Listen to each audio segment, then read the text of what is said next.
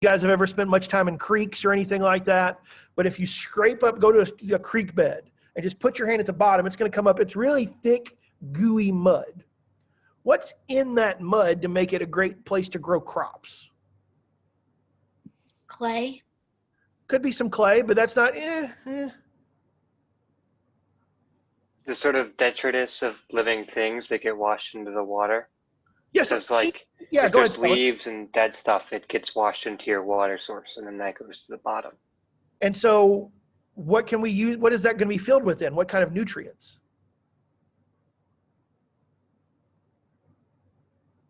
Well, we're made of carbon, nitrogen, phosphorus. In other words, basically fertilizer. All the body parts of the fish and the turtles and the other animals and humans that, are buried near water sources or whatever, and all that's going to sink to the bottom. And it can all be reused to help grow these crops. It's like a best place possible to grow food. So you heard him say, a normal crop in that part of the world, you get 1 or 2 crops a year. This got you 7. 7 times a year you could grow and produce food on the same piece of land. That's pretty remarkable. That feat alone allows the Aztecs to feed an empire of millions. No chinampas, no big empire. So I would argue, while human sacrifice is probably what they're most famous for because it's brutal and gross and violent, and we tend to be drawn to those things, the major accomplishment of their civilization is the chinampa, which allows them to feed millions of people comfortably in a fairly dry place to live. Does that make sense? That's in your study guide as a specific example, and that's a great answer for, I don't know, say like a short answer question or whatnot. Okay, we good? We'll talk about these guys more in period 2, and they are unfortunately destroyed by the Spanish, but we'll come back to that at that point. So let me go back to our whiteboard and we'll look at the Incas. The Incas are located primarily in South America. If you were to look at a map of civilizations in South America, there tends to be stuff on both coasts, both the Atlantic coast and the Pacific coast, and there's a whole lot of empty in the middle. You don't see a whole lot of large human groups living in the central part of South America. Anybody know why that is? Why don't people live there in great numbers? Is it because of the mountains? Nope, not the mountains. Or the rough terrain? Well, what is it? What is most of South America? Is it because of the rainforest? Yeah, it's the Amazon rainforest. That's a tough place to live today. For ancient peoples, it was really difficult. So almost all your cultures are going to live either on the Atlantic coast, where today Brazil is, or they're going to live on the Pacific coast, which is where the Incas were. So there is a mountain range, the Andes, that basically runs down the entire west coast of South America, from Colombia in the north all the way to Argentina and Chile in the south. Think of like if Mr. Rich is South America, you basically got my belly is Brazil, my spine is the Andes Mountains. Okay? And so the Andes Mountains goes all the way from your neck down to your rear end. And so it covers that entire length. The Inca Dynasty, I'm going to do a favor for you. You're welcome. That looks a lot like Africa. I know it's bad. My drawing is awful. Basically, the Incas are going to live here, all the way down the west coast of South America, to the west side of those mountains.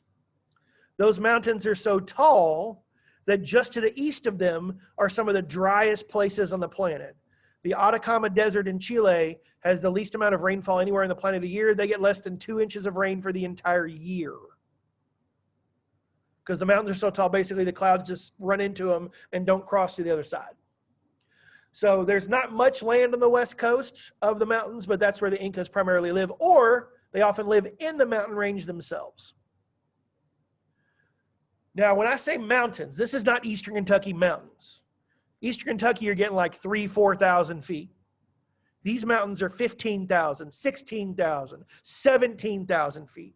You're literally living 2 or 3 miles up in the air. Now, the human body is amazingly resilient.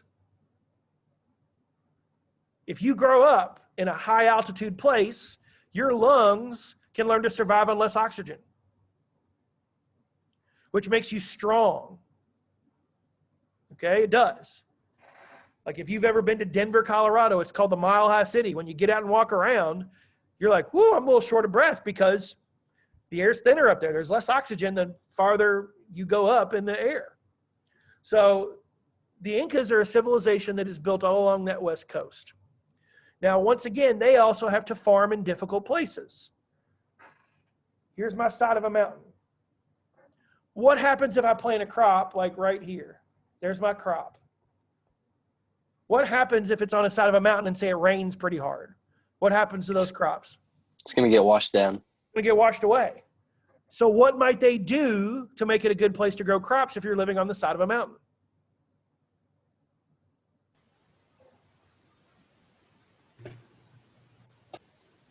It's called terracing. You basically cut out a chunk. Whoops, I didn't mean to do that. Oh, it won't let me do part of the thing, so I'll just have to do it this way. And then you grow crops here. You basically cut them into, like, they look like staircases. And so you make flat surfaces by cutting out part of the mountainside. You will see this in Asia as well with rice paddies. They do the same thing. So if you see aerial shots, they look like staircases. But they do this because it gives you flat ground to grow food.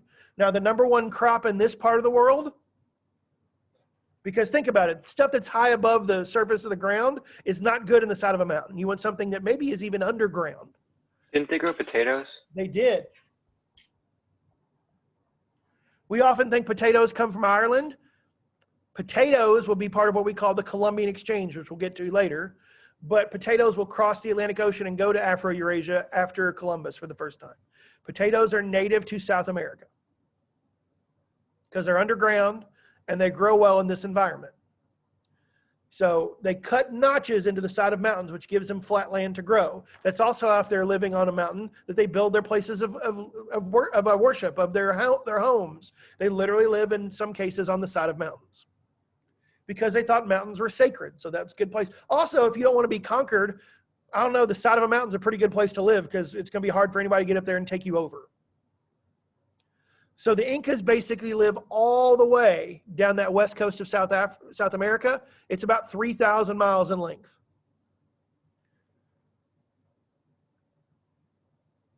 And so a couple things from your study guide. Number one, how their empire was organized was, and this is not in your study guide, but I find it fascinating, so I'll share it with you. They had a very weird practice, and I like weird because it's easy to remember, called split inheritance. What's inheritance? To gain something from usually a dead person. Yeah. Someone's passed away and they leave you something in their will. So the Incas believed their kings were gods. They have a lot of beliefs similar to the Egyptians, which is interesting because they never interacted. Because they've also mummified their rulers, much like the Egyptians did. And so they believed that when the king died, obviously his son took over, but the dead king needed his house. He needed his servants. He needed his clothes because his spirit would come back to earth and need all his comforts. This is why the Egyptians filled their tombs of royal people with all their stuff because they needed it in the afterlife. So it's very interestingly like the Egyptians. Long story short, when you became king, you got an army, you got the title, you had the power, you got no money. All your dad's money needed to stay with him to keep his house going for a long time. The Incas believed in this so much. Every year when they had the first potato crop of the year, to celebrate the fact that potatoes had grown again, they would have a huge public ceremony where they would bring out the dead mummified bodies of their previous Incas, dress them in their clothes, and sit them on a stage in front of thousands of people. That's fairly interesting. So you got the title, you got an army, you didn't get any money. So your inheritance is split. You get the power, you get no money. So what are you going to do to get money if you're the new king? Conquer. Conquer other people. So this empire is so long because pretty much as soon as you became the king, you started conquering. And you'd take other people's stuff, which made you wealthier. And then when you died, your son would do the same. So this empire doesn't last very long. They're about 200 years.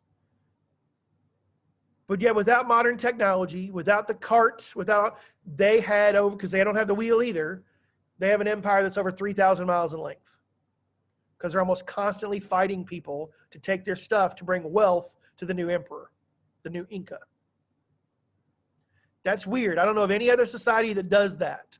So that's why I mention it, because it's an outlier. It's a complete unique situation. They also had no written language, which is pretty interesting. When the Spaniards show up and try to give them a Bible, they don't know what it is because they've never seen a book. They kept records with the yarn off of alpaca and llamas, and they would put knots in it. And the knots basically represented almost like a categorization system, like it meant something. I have no idea what it meant, but some of these yarn knots would be like 10 feet long. And the knot here meant something, the knot there. So they didn't have a written language, but they had a system of record keeping, which I think is kind of interesting. Last two things, they are also great engineers. They didn't have mortar. Mortar is the stuff, if you look at a brick wall, mortar is the stuff in between that holds it together. They didn't have mortar, but if you go to an ancient Inca site and take out like your debit card and try to slide it in between, it won't fit. The rocks are so perfectly brought together that you cannot put a debit card in between their building blocks. And they've had some earthquakes in this part of the world, and Spanish era buildings have fallen down. Modern, like 20th century buildings have fallen down because of earthquakes. The Inca buildings don't move. So they were excellent, excellent builders, even lacking modern technology to do so. It's pretty remarkable, in fact. Which leads to the Incas being one of your favorite sites, along with the Egyptians, of those that believe aliens came to Earth and constructed stuff. So like the Ancient Alien show on History Channel, they've had several episodes about the Inca, which of course is complete foolishness. But they're like, well, how could anyone do this? They were just really good at building things. Sometimes people are good at stuff and they do a good job of it. Doesn't mean aliens came from other worlds and built it for them. But people like to think that stuff. Two things that are in your study guide, and then we'll finish and move on to essay writing, which I know you're very excited about. That's the highlight of your day, is learning how to write an essay. So because the Inca often live in the mountains, and that means you might, obviously in mountains, you have valleys in between. Communication is important for any empire. Military needs to travel. Communication needs to travel, etc. So the Incas built extensive road systems in the mountains. Your study guide talks about the Inca road systems. The same technique they used to build farmland, where they cut out notches or terraces. They also build on the side of mountains to make like trails so people can go back and forth between towns. Armies can march. Trade goods can pass, etc. Think about if you've seen any of the Lord of the Rings movies where there's like the Fellowship of the Ring is, going on the side of a mountain on a little tiny path. Something like that. And they're going to carve all these out of their road systems. However, mountains, there's snow, there's rocks, they have avalanches, they have rock slides. So that meant that the Inca also had a unique system of taxation. That is the Mita, M-I-T-A. The Mita was the Inca tax system. It works so well that the Spanish will keep using it when they arrive in period 2. Instead of paying money for your taxes, you paid your taxes through labor. So a couple days a year, you went and did a couple days of work for your government to maintain the road systems in the mountains instead of paying financial taxes. That's how you paid your taxes. So this gave them a constant workforce to keep the mountain passes open. If there's an avalanche, we get some people out there to pay their Mita and they clean it out. So we can still get trade through there. We can still get troops through there. And so they have a really unique way of life because they live in a mountain range. And that's a difficult place to live, but they develop systems that allow them to communicate and to trade goods and to have military troops pass through and all that good stuff. So again, the Mita is their taxation system. Instead of paying taxes financially or through crops, you pay it through work. And that allows them to have these road systems constantly maintained. If there's a rock slide, they clean it out so people can still pass through it, that kind of thing. And that's pretty unusual as well. And you will see this in period 2 because the Spanish will keep this because they think it works really well. Does that make sense? So long story short, in period 1 in the Americas, you have 2 huge, powerful, important civilizations, one in Central America, one in South America. Both of them will be destroyed by the Aztecs, by the Spanish in period 2. And we'll discuss why. Okay, any questions on the Americas? All right, now is the true fun part. Let's transition and talk about essay writing. So if you have the ability, I'm going to strongly encourage you to go to your Google Classroom stream and pull up 2 documents. One is a rubric. It's literally entitled Long Essay Scoring Guide. And one is a short packet with this logo on the first page. If you can't look it up till later, fine, but you absolutely 10,000% want to download and save these documents. You will write one essay on the AP test called a long essay. They make you write at the end when you're tired because they're evil. You will get 3 choices. You will pick one. So you will have choices. That's a good thing. Also, we will practice writing these for the next 6 months. You will eventually get pretty good at them. Again, there are 6 points. Most of you will never get a 6 because it's really hard. However, many of you, if not most of you, will eventually be able to get a 4. And some of you a 5. So I know this is not exciting. You're probably bored. I don't blame you. This is not why I started teaching, but I realized very clearly about year 1 of my AP teaching experience, I'm an English teacher half the year. Because you will write more for me than you write in your English class, I guarantee you. You will. So the difference between this and how you might write in English, this is not creative writing. I'm going to give you a formula. You're going to practice the formula. You're going to memorize the formula. And then most importantly, you're going to do the formula. Okay? And then you will use this next year in A-Push. Exactly the same thing. Just different content. And if you choose to take AP Euro with me again as a senior, exact same formula. So last year, my seniors had the highest number of 5s I've ever had. Why? 2 years in a row using the same formula. This year, seniors, it's their 3rd year. I've already told them. No pressure, but I expect you to break that record. Because when you're doing something for the 3rd year in a row, you better be good at it. And you will get good. Now, some of you, it'll take you next year. But I will go over this and edit. And when we come back to school, I will have after-school ESS where you can come and get one-on-one help. If you don't get good at writing essays, it's because you're not ready right now to, or you refuse to get my help, because I will offer it and offer it and offer it. But I can't make you. Okay? So it's called a long essay. It's going to be 5 paragraphs. It's a 5-paragraph essay. I don't think that's long. The reason they call it long is it's longer than the 1-paragraph short answer. One of these essays is 15% of your test score.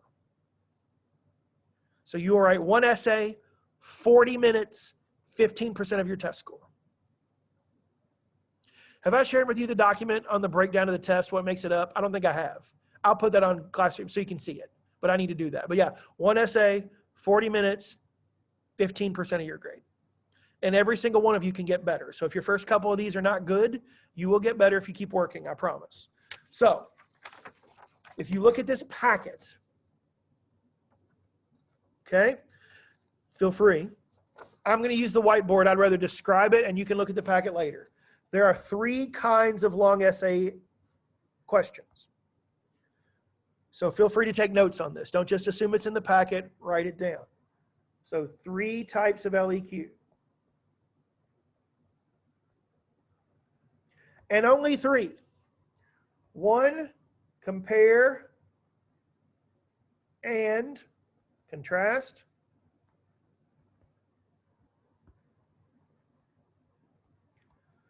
2, change and continuity. And 3, cause, or effect. So compare and contrast is pretty simple. How are two things similar, or how are they different? That's not hard. Notice though it says and, you're doing both. In these essays, you are looking at both sides, a comparison and a contrast. The second one, change and continuity.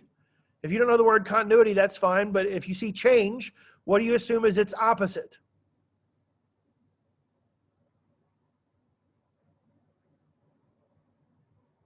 What stayed the same? Yep. Now here's the key to continuity. Write this down, please. Continuity, by definition, is something stays the same from the very first second of the first day of the first year of the time period they give you to write about, all the way to the last second of the last day of the last year. So if they say change in continuity period 1, you have to write about something for continuity that is true on January the 1st, 1200, and still true on December 31st, 1450. And it never stops being true for 250 years. So do you think it's easier to write about change or continuity? Much easier to write about change. Oh yeah, change is way easier. If when I see you guys on Wednesday, I have a toupee and I'm no longer bald on top of my head. You gonna notice that probably? If some of your friends are in this class, you're gonna start texting each other like, what's up with that? Is he gonna mention that?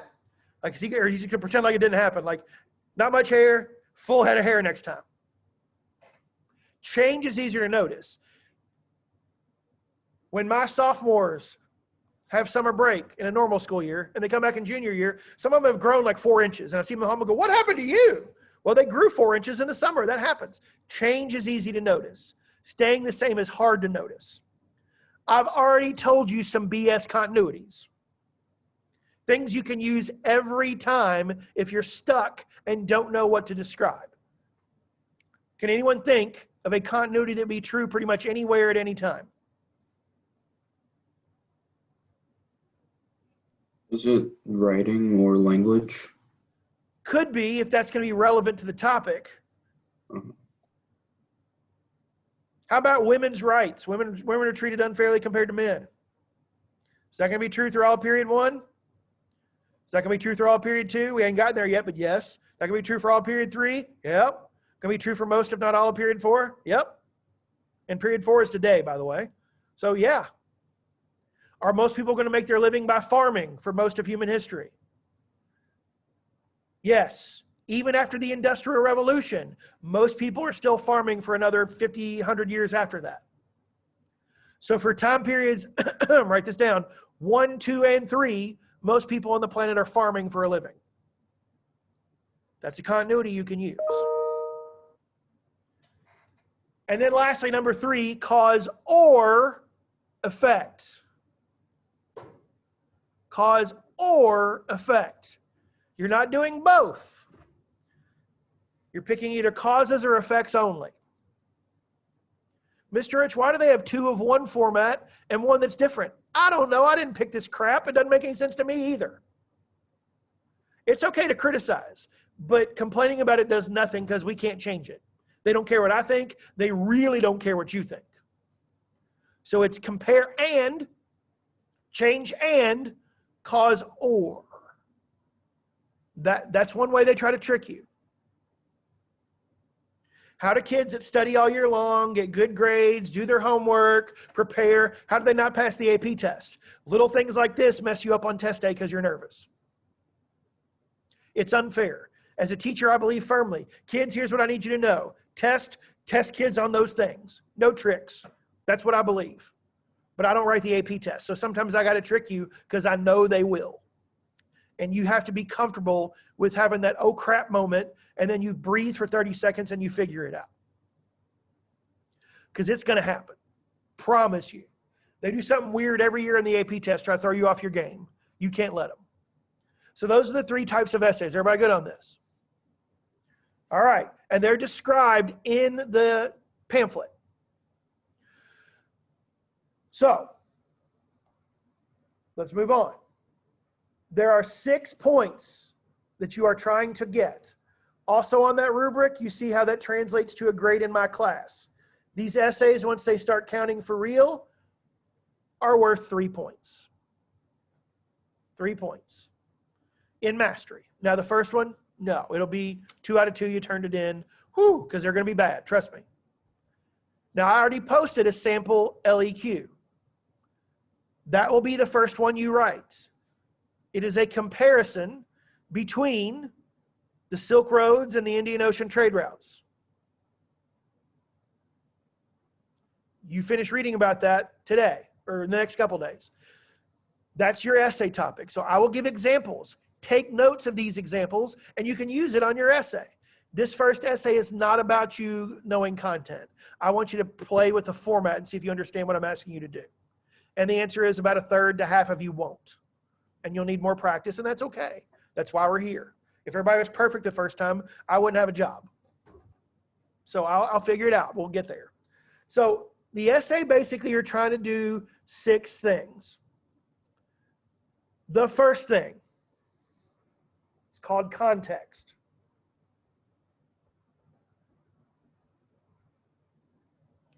Context. This is how you will start your essay.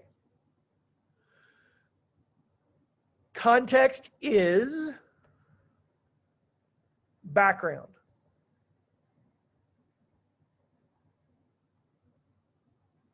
It's background.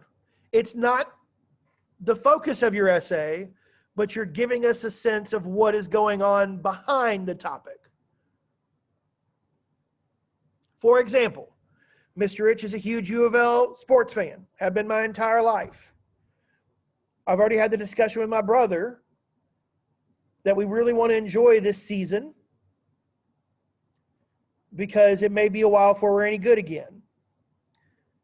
Context for that statement is that U of L has already been hit with probation once for incorrect acts and are currently under investigation for a second violation while in trouble for the first. And it is likely we will face not 1, but multiple years of NCAA bans in men's basketball. And considering basketball is my favorite sport, so this year I'm going to enjoy it because we might not be going to the tournament, assuming we have one, for 2 or 3 years after this. So if you don't follow U of L sports or you don't know, you may not know what I'm talking about. That's why I gave you context, some background information to help explain it. Okay? I can see all of your all's rooms or your dining rooms or whatever. If you have a poster of something in the background, it's like, oh, cool. You know, you have a Beyonce poster. I'm like, what do you like about Beyonce? And you tell me a story, but your big sister let you listen to Beyonce when you were 6. And you were just hooked. You just loved it. You know, all that stuff. You learned the single ladies dance in your elementary school talent show, whatever. So that is some context for why you like it.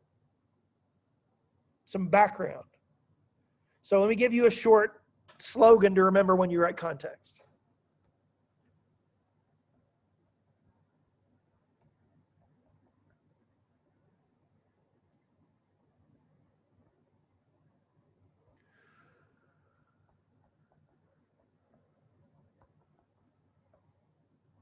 So context is the same subject as the question. It's the same place as the question, but you're writing about a previous time period.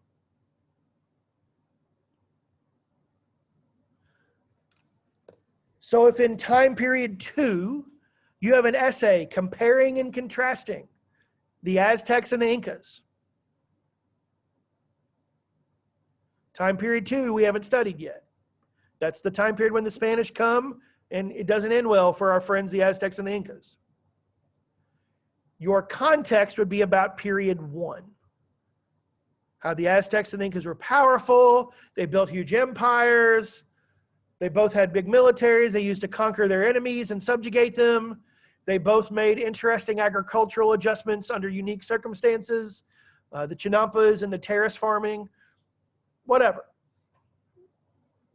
Same subject, same place, previous time.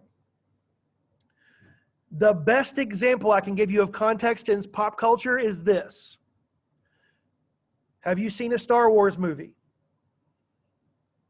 Pretty much all of you have. How do Star Wars movies start? With one exception. Scrolling yellow text. That scrolling yellow text, what does it tell us? It tells us about like what's going on at that time and place. But also what's happened maybe since the last movie? Who the main characters are going to be, like what planet we're going to be on. In other words, that yellow text provides us with context. The scrolling yellow text at the beginning of a Star Wars movie is context. Background.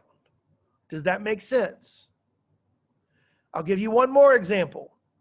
If you're streaming an old show that came on when we used to watch television live, like Friends or something like that. What happens the first minute of any old TV show? What do? A recap. Yeah, they like a minute or so of what happened last week. Now notice, this is if it's a series and shows a show in season 6, it's not what happened in season 2. It's what happened last week. Or if it's a season premiere, what happened last season. It's not what happened 5 seasons ago. It's also not what happened on another TV show. It's here's what happened on this TV show last week. Same subject, same place, previous time. That's what context is. So if you're writing an essay about time period 4, which is the 20th century, World War II or something, your context is not period 1. Your context is period 3. If you're writing an essay about period 2, your context is period 1. Since we're in period 1 now, what is our context? Period 0. And we didn't study that very much because we were skipping around to pick up the pace. So you may not have a lot of specific details about period 0 because we didn't study the Mesopotamians and the Egyptians and the Shang Chinese. We talked about it, but we didn't get into them. So oftentimes your period 0 context would be basic, like what makes a civilization a civilization? Like drop some 8 traits on it. Previous civilizations developed basic technology such as blah, blah, blah. Previous civilizations formed, provided enough food for their people so they could have non-food producing jobs like engineers and priests and government officials and tax collectors, that kind of stuff. All of which allowed the civilization to grow because when we collected more tax money, we spent it. And so we had bigger armies, which conquered more people, that kind of stuff.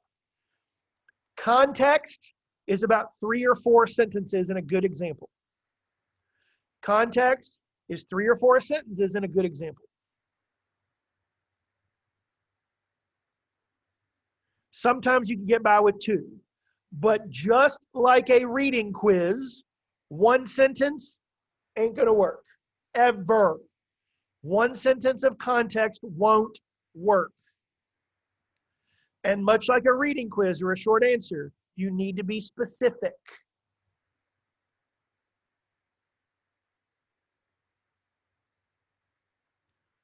Don't say things like, previous civilizations had many inventions to help humanity improve. Too vague.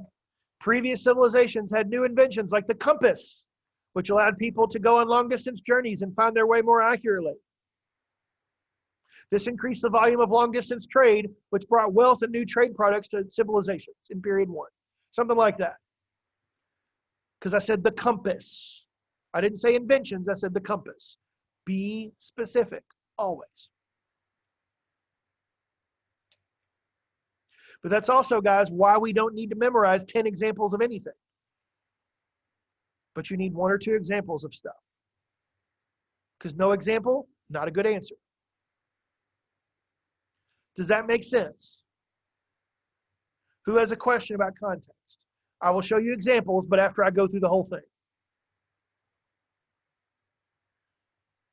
Questions? So if you ask me, I'm 41 years old, and so I just mentioned I like U of L sports. Like, Mr. Rich, how'd you come to like U of L sports? Like, what happened? What was your story about that? If I were to tell you about that, that would be context to my life. Here's why I believe that. Here's why I support that. You could ask me about my political affiliation, why I became a teacher, old romantic relationships, those kind of things. Those are all examples, if I were to explain any of that to you, would be examples of context, previous information that colors who you are. I know this will be shocking. I used to have a bit of a temper. When I was a young teacher, there's times I'd get fired, and I'll still get fired up every once in a while, but most of the time it's for show. I'll be honest with you. But there are times when I made a situation worse with a kid, often in the hallway when I didn't know the kid, and I made it worse because I got fired up because the kid did something stupid, and I made it worse because then the kid popped off to me, and then I had to write a referral and all this kind of stuff. Well, I don't do that much anymore. Why? Because I'm old. There's not a whole lot in a school building I haven't seen before. And usually if a random kid I don't know says something smart aleck to me, it's not about me. It's about something going on in their life, and they're frustrated, and they take it out on me. So hopefully I can use that as a teaching moment for them, and we can have a chat, and I can try to encourage them to not do those things. Instead of getting mad because the kid said something they shouldn't have said, or what, because I know it's not about me most of the time, because this kid doesn't even know me. Why would they be mad at me? We've never met. Just see him in the hallway randomly. So the point is that with experience, I've learned to kind of not get so agitated with students, especially ones I don't know, because there's no relationship there, and it usually doesn't end well. That's experience. So context is about the experience that leads you to where you are now. That's what it's about. All right, we got about 2 minutes, so we'll do one more thing, and then we'll end it for today, and we will finish this on Wednesday. So the first paragraph has 2 parts. The first part is context. The second part is thesis.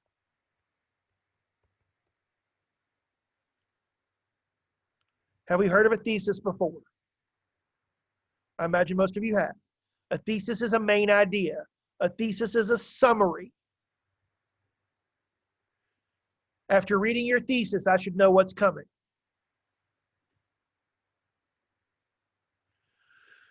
Because of the way the College Board asked us,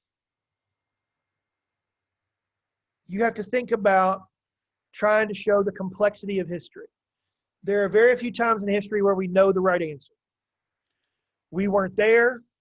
If you look at the ancient world, very few people could read and write, so we only have a couple people's opinions. Women were discriminated against. People of color were discriminated against in almost every society, no matter what color it was, different ones in different places. Children are often, we don't listen to them. So it's really just rich old dudes. We know what they thought. But for most of it, we don't care about anybody else. So it's not really a true representation of the opinion of what was happening at the time period. So I'm going to end you with this, a little bit of mystery. We're going to use a formula called X, A, B, Y. That is our formula that will be both for our thesis and then for the body of our essay as well. So I have 11. I'm going to stop there.